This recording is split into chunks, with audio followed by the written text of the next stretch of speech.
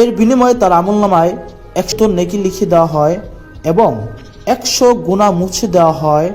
আর এর বাক্যগুলি একটি গোলাম আজাদ করার সমতুল্য এবং এর দ্বারা ওই দিন সন্ধ্যা পর্যন্ত তাকে হেফাজত করা হয়।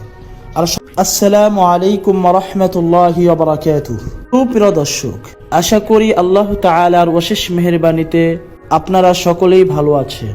হযরত আবু হুরায়রা রাদিয়াল্লাহু তাআলা আনহু থেকে বর্ণিত, আল্লাহর রাসূল সাল্লাল্লাহু আলাইহি ওয়াসাল্লাম বলেছেন, যে সকালে 10 বার বলে লা ইলাহা ইল্লাল্লাহু ওয়াহদাহু লা শারীকা লাহু লাহুল মুলকু ওয়া লাহুল হামদু ওয়া হুয়া আলা কুল্লি শাইইন কাদির।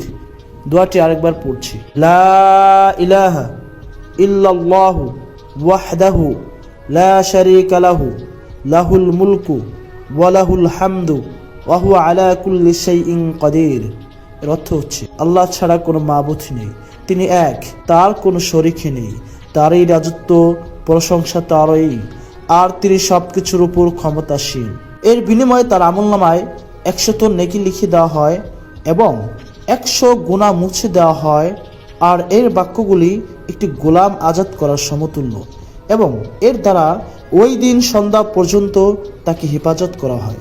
আর সন্ধ্যায় যে এই বাক্যগুলো বলে তারও অনুরূপ প্রাপ্য হয়। মুসনাদে আহমদ। ফায়দা: সুতরাং হাদিসে উল্লেখিত বাক্যগুলো ফজরের নামাজের পর 10 বার ও মাগরিবের নামাজের পর 10 বার পাঠ করি। এতে যেমন বিশেষ নেকি হাসিল হবে, তেমনি আল্লাহর পক্ষ হতে সুরক্ষাও পাওয়া যাবে।